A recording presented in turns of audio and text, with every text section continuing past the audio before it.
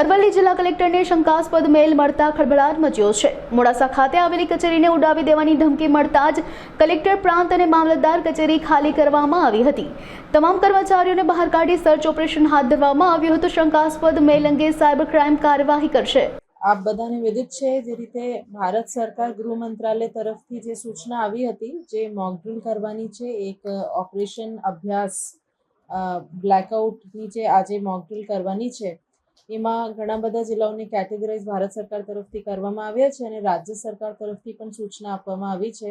એમાં જે જિલ્લાઓ છે એમાં અરવલ્લીનો સમાવેશ નથી, પણ સાવચેતીના પગલાંના ભાગરૂપે અમે પણ આજે બધા વિભાગો સાથે અને ખાતાના જે વડાઓ છે એમની સાથે મીટિંગ કરીને કે કોઈ વાઇટલ ઇન્સ્ટોલેશન્સ આપના છે અને જે એક પબ્લિકમાં એક અવેરનેસ સાવચેતી એ ફેલાય અને કોઈ એમાં પેનિક નહીં રહે, પણ આપણે જે છે સુસજ્જ આપણે સજ્જ છીએ, આપણે તૈયાર છીએ એ સેન્સિટિવિટી બધામાં પહોંચે એ માટે અમે મીટિંગ કરી। સાથે સાથે એક મોકડ્રીલ આજે કલેક્ટર કચેરીમાં કરવામાં આવી।